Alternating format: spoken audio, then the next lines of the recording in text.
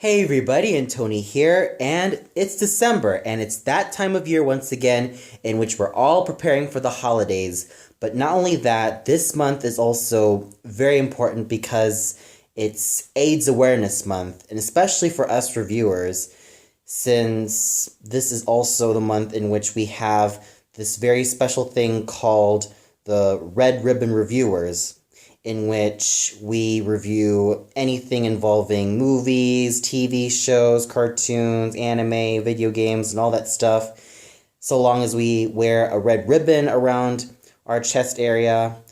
And if we don't really have any of those, then you basically could just place a red ribbon icon on your videos, basically to spread AIDS awareness and hopefully to really help find a cure for this.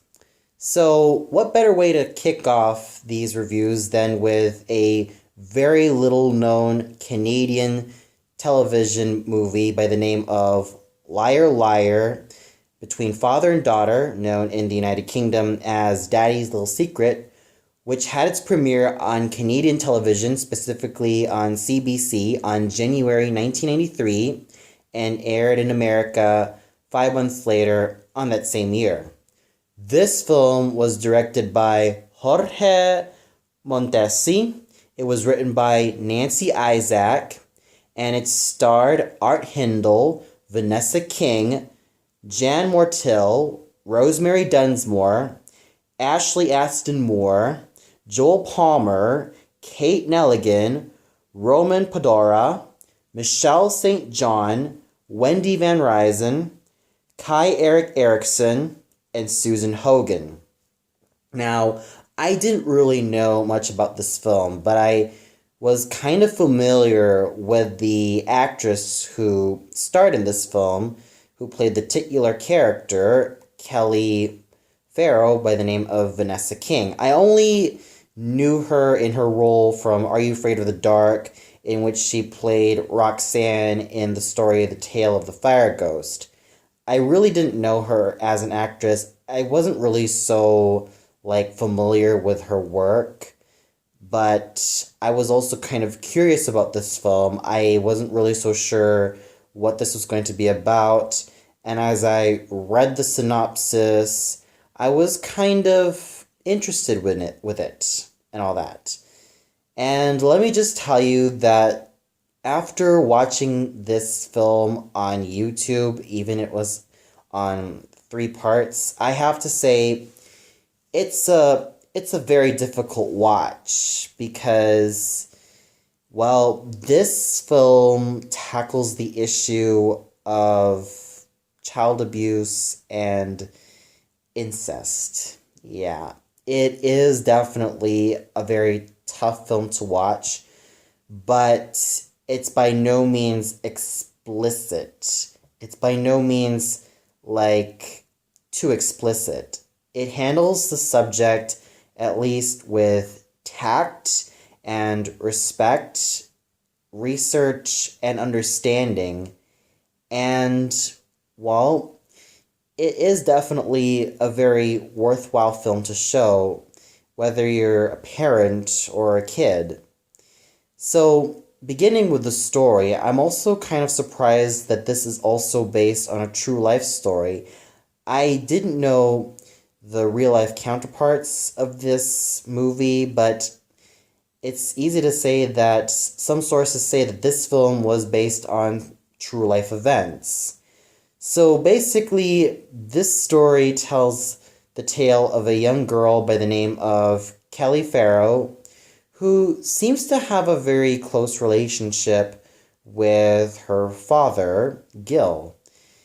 And behind everybody's back, it seems as though that there is something up between Kelly and Gil that even her mother or even her younger siblings are not so aware. And there are a lot of deep, dark secrets that can be found in this relationship.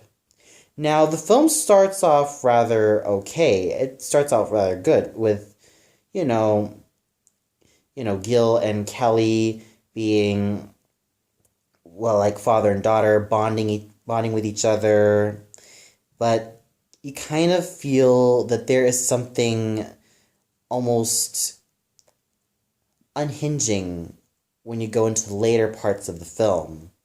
You almost feel like you're not sure of what to really make of it even further.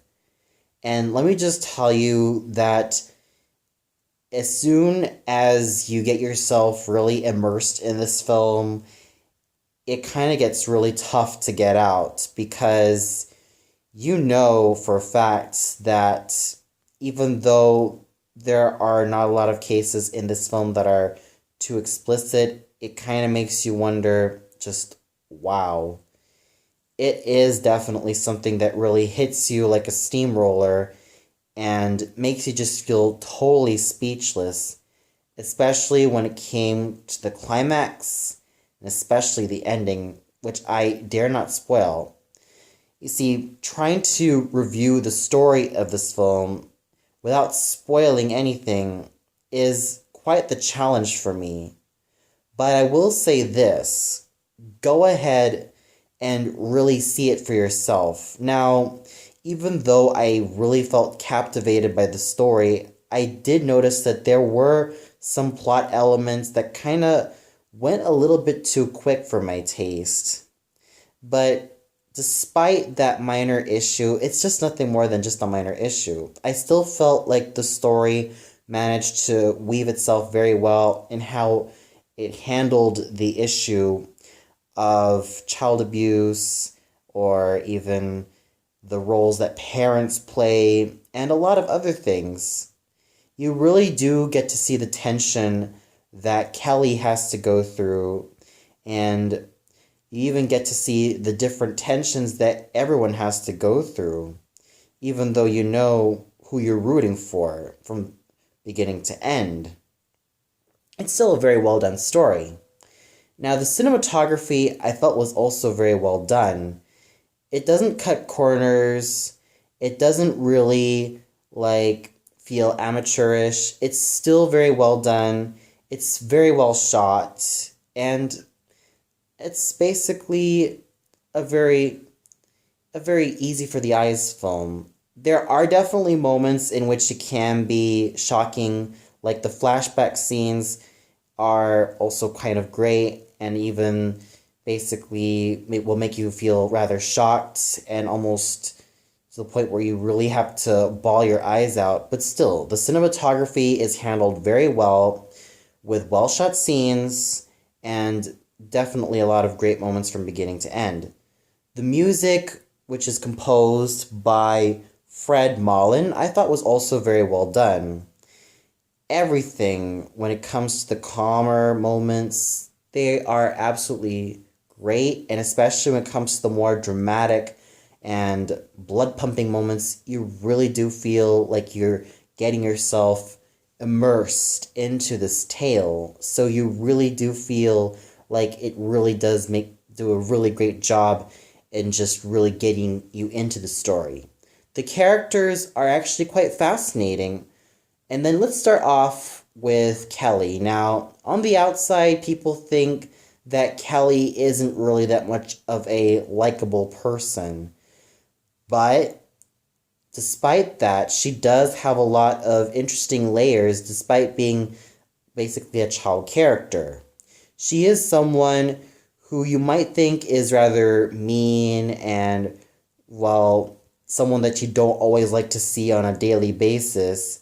But at the same time, you also understand that she is trying to find a way to really try to really make her family stand strong. But at the same time, she's also feeling like a victim of the circumstances that she is constantly being put in by her own father. And the fact that she, a very young girl of only 11 years old, is going through this type of crap just makes me rather sad for her. It makes me feel sorry for her.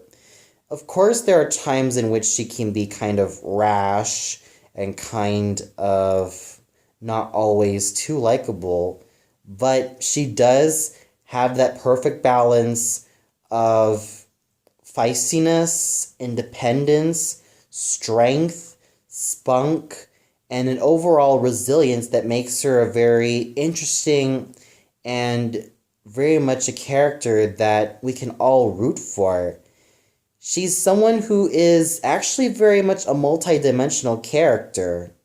Of course, she does start off in the film as the loving daughter who is rather rough around the edges with her siblings, but once you really get to see her pains, she really starts to become more than just a character. She starts to feel like a person who is speaking to you, and you really do feel the shit that she's going through.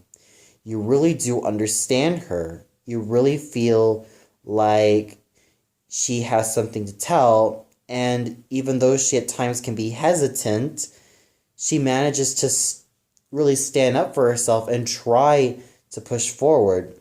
And then we also have her older sister, or in this case, oldest sister, Christina. Now, Christina is yet another interesting character because, well, if you think about it, in the main household, you'd think it would just be only Kelly, Nene, and Patrick, but they actually have the eldest sister who is now married and has a son and has a son.